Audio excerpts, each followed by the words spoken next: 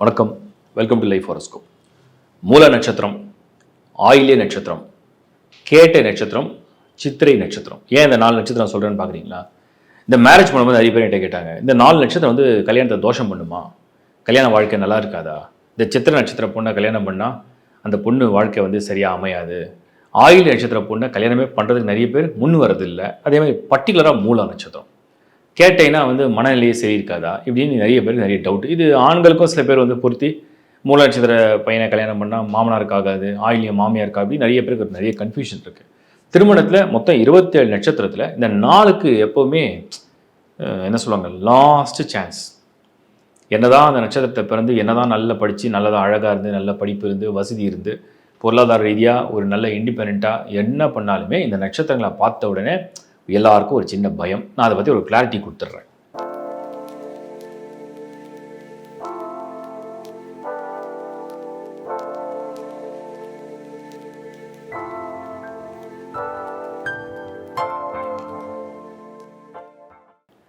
ஆயில்ய நட்சத்திரம் கடகராசியில் வருது. சித்திரை நட்சத்திரம் பார்த்தீங்கன்னா கன்னிலையும் வரும், துலாத்துலையும் வரும். கேட்டை நட்சத்திரம் விருச்சிக ராசியில் இருக்கும். மூல நட்சத்திரம் தனுர் ராசி. இப்போது நீங்கள் ராசிகளோட லிஸ்ட் எடுத்திங்கன்னா கடகராசியில் 1, கன்னி துலாம் பிரிஞ்சிருக்கு. ஸோ 2 ராசி ஆட் பண்ணிங்க. விருச்சிகம் அண்டு தனுசு 5 ராசிகளில் இந்த 4 நட்சத்திரங்கள் டாமினேட் பண்ணுது. சரி, உண்மையிலேயே இந்த நட்சத்திரங்களை தேர்வு செஞ்சு கல்யாணம் பண்ணால் வாழ்க்கையில் பிரச்சனை வருமா? இது 100% உண்மையா? நான் அதை வந்து டீட்டெயிலாக ஒரு கிளாரிட்டி கொடுக்குறேன். இப்போ நீங்கள் செலக்ட் பண்ணிங்க ஆயில்ய நட்சத்திரம், ஒரு பொண்ணு ஆயில்ய நட்சத்திரம் எடுக்கிறீங்க, என்ன பிரச்சனை வரும்?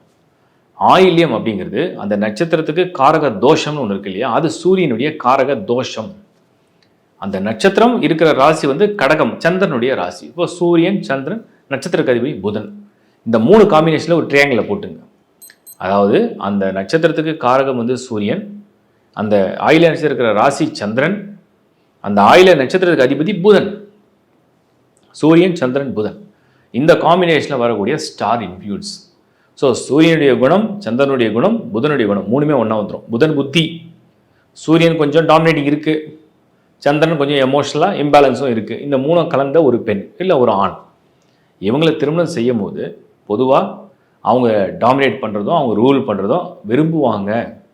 சூரியன் சந்திரனே ராஜ கிரகங்கள், புதன் ஒரு பக்கம் புத்தி கிரகம், இந்த 3 ஒன்றா சேர்ந்துடுச்சுன்னா அந்த காம்பினேஷனில் உள்ள ஆயில்ய நட்சத்திரம், அதே பர்டிகுலராக பாதம் 1 இல்லை பாதம் 2, ஸோ ஆயில்யம் 1 ஆயில்யம் 2, அவங்க பெண்ணாக இருந்தாலும் ஆணாக இருந்தாலும், இல்லை ஆணாக இருந்தால் பிரச்சனை குறைவு. ஏன்னா அவங்க வந்து வீட்டுக்குள்ளே தினந்தோறும் வீட்டிலேருந்து வாழ்க்கையை நடத்துறது இல்லை. இன்றைக்கி பெண்களும் வீட்டுக்குள்ளே இருக்கிறது எல்லாம் வேலைக்கு போகிறாங்க.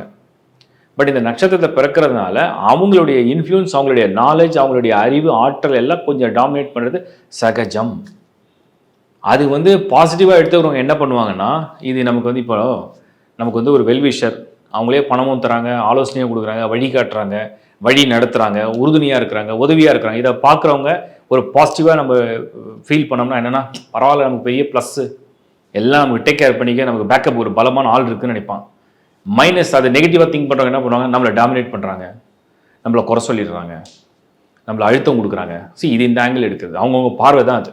பட் ஆயில்ய நட்சத்திரம் அட்வான்டேஜ் நான் சொல்லிட்டேன், இதான் அதோடைய ஆக்சுவல் பாயிண்ட். இப்போ மாமியாருக்கு ஆகாதுன்னு ஏன் சொன்னாங்க? மாமியாருக்கு ஏன் ஆகாதுன்னா, ஒரு சூப்பர் பவரோட, ஒரு நாலேஜபிளோட, ஒரு இன்டெலெக்சுவலான ஒரு கேர்ள் வீட்டுக்கு வந்தால் அது வீட்டில் இருக்கிற பெண்ணுக்கு வந்து பொதுவாக வந்து ஏற்றுக்கக்கூடிய மனநிலை சில பேர் கொடுக்கறது இல்லை, எல்லாருக்கும் இல்லை, சில பேர் கொடுக்கறது இல்லை. அதுதான் அது மாமியாருக்கு ஆகாது. ஸோ ஆயில்ய நட்சத்திரம் வந்து ஒரு நெகட்டிவான தோஷமான நட்சத்திரம் கிடையாது. சரி, அது ஹஸ்பண்டோட ரோலை ப்ளே பண்ணும்போது என்ன ஆகுதுன்னு கேட்டிங்கன்னா, கணவன் சொல்கிற எல்லாத்தையும் அப்படியே பிளைண்டாக கேட்டு பிளைண்டாக அப்ளை பண்ணி பிளைண்டாக வாழ்க்கை நடத்துகிற பெண் அல்ல. அவங்களுடைய சுய அறிவு, அவங்களுடைய சிந்தனை, அதை வந்து சரியாக தவறான்னு ஜட்ஜ் பண்ணுற ஒரு புத்தி உண்டுன்னு அர்த்தம். இப்போ புரிஞ்சுதா உங்களுக்கு? அடுத்து சித்திரைக்கு வந்துடுவோம். சித்திரையை கல்யாணம் பண்ணால் கணவனை மதிக்கவே மாட்டாங்க, சித்திரை நட்சத்திரம் ஆண் வீட்டுக்கு அடங்கவே மாட்டாங்க, இப்படின்னு சில பழமொழிகள்லாம் இருக்குது. பொதுவாக சித்திரை அப்படிங்கிற நட்சத்திரம் வந்து ஒரு அம்பாளுடைய ஆதிக்கம் கொண்ட நட்சத்திரம். சரி, சித்திரையை நல்லா பிரித்து பார்த்துருவோம். சித்திரைக்கு அதிபதி செவ்வாய். ஸோ ஃபஸ்ட் வந்து சித்திரை நட்சத்திரத்துக்கு அதிபதி, நட்சத்திரத்துக்கு செவ்வாய். அதுக்கப்புறம் அந்த நட்சத்திரத்துக்கு வந்து காரக தோஷம்னு உண்டு, சுக்கிரனுடைய காரக தோஷம் அதில் இருக்குது. அதுக்கு அடுத்தது அந்த சித்திரை நட்சத்திரம் இருக்கக்கூடிய ராசி வந்து 1 கன்னி, 1 துலாம், அதுவும் சுக்கிரன் புதன் டியூலாக எடுத்துக்கலாம். ஆல்ரெடி இங்கே சுக்கிரன் ஃபிக்ஸ் பண்ணிட்டோம், இங்கே புதன் எடுத்துப்போம். ஸோ செவ்வாய் சுக்கிரன் புதன், முதல்ல பார்த்தீங்கன்னா சூரியன் சந்திரன் புதன், இப்போ செவ்வாய் சுக்கிரன் புதன் 3 காம்பினேஷனில் வந்திருக்கு சித்திரை. ஸோ செவ்வாய் ஆதிக்கம் செலுத்தக்கூடிய ஒரு கிரகம், சுக்கிரன் ஆர்வமும் ஆசையும் அதிகம் உள்ள கிரகம், புதன் புத்தி கிரகம். இந்த 3 காம்பினேஷனில் சித்திரை. இதில் ஒரு பெண்ணோ ஆணோ, ஆணாக இருந்தால் அவர்கள் இஷ்டம் போல் அவர் வாழ்வார்கள்னு அர்த்தம். சித்திரையில் ஆணாக இருந்தால் அவர்கள் இஷ்டம் போல் அவர் வாழ்வார்கள். ஏன்? செவ்வாய் எனக்கு தெரியும் நான் என்ன பண்ணுறேன், சுக்கிரனுடைய தன்மையாக அதில் இருக்குது, ஆசையிலும் ஆர்வமும் உடைய ஜாதகர். புதன் புத்தி, எனக்கு யாரும் ஆலோசனை தேவை கிடையாது. இதே தான் பெண்ணுக்கும். அப்போ சித்திரை நட்சத்திரத்தில் பிறந்த ஒரு பெண்ணை திருமணம் செய்யும் போது அவங்களுக்கு புத்தி நல்லா ஷார்ப்பாக இருக்குது, ஒரு விஷயத்தை கிரகிக்கிறாங்க, ஒரு விஷயத்தை கண்டுபிடிக்கிறாங்க. சுக்கிரன் ஆதிக்கம் இருக்குது, நீ எனக்கு சமமாக நடந்துக்கோ, என்னை சமமாக ட்ரீட் பண்ணு, என்னை மட்டம் தட்டக்கூடாது, ஸோ என்னுடைய அறிவும் என்னோடய ஆற்றலும் என்னுடைய புத்தியும் அதை வந்து நீ வேல்யூ பண்ணணும். இந்த பக்கம் செவ்வாயுடைய நட்சத்திரமாக இருக்குது. அதனால் எதுலேயும் பயந்து போய் பின்தங்கி ஒடுங்கி போயெலாம் வாழ்கிற எண்ணங்கள் இல்லை. ஸோ துணிச்சல் இருக்குது, ஒரு தனி தகுதி இருக்குது. இதனால தான் சித்திரையை வந்து திருமணம் செய்கிறதுல கொஞ்சம் ஆலோசனை யோசிக்க ஆரம்பித்தாங்க. இப்போ காம்பினேஷன் புரிஞ்சுக்கணும்னு நினைக்கிறேன். அடுத்தது கேட்டை. கேட்டை நட்சத்திரத்தை எடுத்துங்க. நட்சத்திரத்துக்கு அதிபதி கேட்டைக்கு வந்து புதன். அந்த நட்சத்திரத்துக்கு காரக தோஷம் என்னென்னா சந்திரன். அந்த ராசி வந்து விருச்சிக ராசி, அதுக்கு அதிபன் வந்து செவ்வாய். ஸோ சந்திரன் செவ்வாய் புதன் இந்த காம்பினேஷனில் இருக்கும். இப்போ கேட்டை வந்து சந்திரன் நீச்சம் அடைகிற வீடு. நீச்சம்னா அதி நீச்சம், தன்னுடைய முழுமையான சக்தியை இழக்கிறது தான் சந்திரன் கேட்டையில். இப்படிப்பட்ட ஒரு பெண்ணோ ஆணோ திருமணம் செய்யும் போது எமோஷனல் இம்பேலன்ஸ். சந்திரன்னா மனசு, சந்திரன்னா உணர்வு. அந்த உணர்வு வந்து சம்டைம்ஸ் அதிகமான, இப்போ நிறைய பேர் இந்த எமோஷனல் மூவியை பார்த்தா அழுவுறது, சம்டைம்ஸ் சில பேருக்கு வந்து அந்த எமோஷனை கண்ட்ரோல் பண்ணோம்னா வெடிக்கிறது, கோபத்தில் வெடிக்கிறது, அழுவுறது, வருத்தப்படுறது, எமோஷனல் டிசிஷன் எடுக்கிறது, இதெல்லாம் தான் அந்த கேட்டை. ஸோ கேட்டையை திருமணம் செய்தால் வாழ்க்கையில் வந்து ஒரு ஒரு பிடிவாத குணம், ஒரு சில பேருக்கு முரட்டத்தனமான குணம், சில பேருக்கு மூர்க்கத்தனமான குணம், சில பேருக்கு வந்து மற்றவங்களை புரிஞ்சிக்க முடியாத குணம், இதெல்லாம் இருக்கிறதுனால தான் இதை வந்து மோஸ்ட்லி அவாய்ட் பண்ண ட்ரை பண்ணாங்க. அப்போ கேட்டையில் பார்த்த எல்லாருக்குமே இப்படி தான் கேரக்டர் இருக்குமா, இப்படி தான் குணம் இருக்குமா? இருக்காது. விதிவிலக்கெல்லாம் நிறைய இருக்குது. அந்த சந்திரனோட செவ்வாய் சேர்ந்துருக்கும் சில பேருக்கு, அந்த சந்திரன் செவ்வாய் பரிவர்த்தனை செஞ்சுருக்கோம் சில பேருக்கு. இதெல்லாம் விதிவிலக்கு, அப்படின்னா சரியாயிடும்னு அர்த்தம். அந்த சந்திரனை குரு சேர்ந்துருக்கோம், குரு பார்த்துருக்கோம். அப்போ அதெல்லாம் என்னென்னா அந்த சந்திரனுக்கு விதிவிலக்கு உண்டு. பொதுவாக கேட்ட நட்சத்திரத்துக்கு சில விசேஷ குணங்கள் உண்டு. அது என்னென்னா அவங்கள மற்றவங்களால புரிஞ்சிக்க முடியாது. அவங்களுடைய உணர்வுகளும் அவங்களுடைய எண்ண ஓட்டங்களும் அவங்களுடைய ஆசைகளும் அவங்களுடைய குணமும் நிறைய பேரால் புரிஞ்சிக்க முடியாது. அது ஒத்து போகாத மாதிரியே தெரியும். அதனால் நிறைய பேர் அதை அவாய்ட் பண்ணாங்க. இதுதான் உண்மை கேட்ட நட்சத்திரத்துக்கு. பட் அந்த சார்ட்டை பார்த்தீங்கன்னா தெரிஞ்சிடும் அது விதிவிலக்கு என்ன இருக்குன்னு. அதுக்கு அடுத்தது மூலம். ஃபைனலாக நான் வந்துடுறேன்.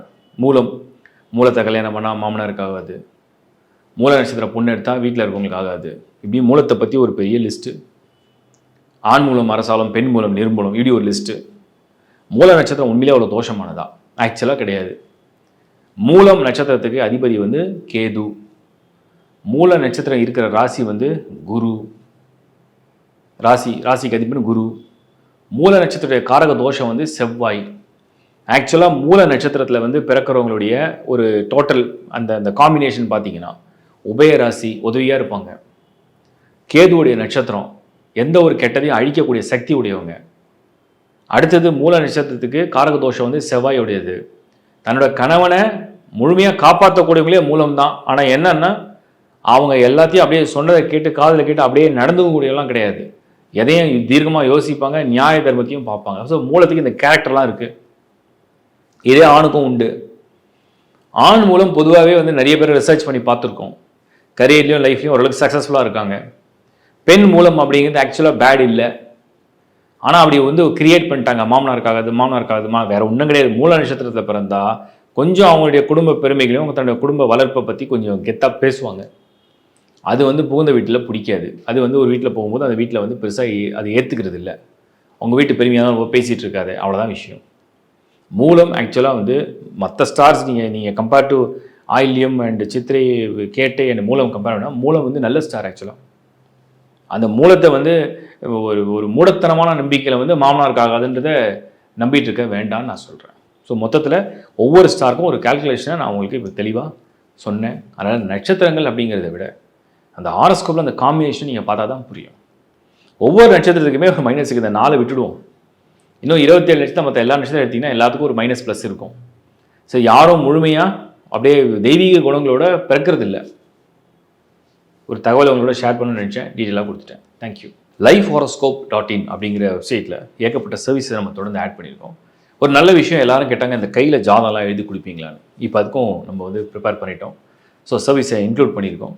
கையில் எழுதும் ஜாதகம் ஒரு புக்கில் அழகாக உங்கள் ஹாரோஸ்கோப்பை கணிச்சு உங்கள் நட்சத்திரத்தை, உங்கள் ராசியை, உங்கள் நட்சத்திர பாதத்தை, உங்களுடைய லக்னத்தை திருக்கணித பஞ்சாங்க முறையில் நீங்கள் பிறந்த தேதி, மாதம், வருடம், நீங்கள் பிறந்த நேரம், நீங்கள் பிறந்த ஊர் எல்லாத்தையும் கணிச்சு திருக்கணித பஞ்சாங்க முறையில் கையில் எழுதும் ஜாதகம் ஒரு புக்கு மாதிரி அழகாக ரெடி பண்ணி உங்களுக்கு வந்து கொடுக்க முடியும். அதுக்கு வந்து ஒரு டீமையும் நம்ம வந்து ஃபார்ம் பண்ணியிருக்கோம். ஸோ அதனால் யாருக்கெல்லாம் அந்த மாதிரி சர்வீஸ் தேவைப்படுதோ அவங்களாம் அப்ளை பண்ணி எடுத்துங்க. And all other service lifehoroscope.in add பண்ணியிருக்கோம். தொடர்ந்து பாருங்கள், என்ன சர்வீஸ் தேவையோ யூஸ் பண்ணிங்க. மீண்டும் ஒரு முறை உங்களை சந்திப்போம். வணக்கம்.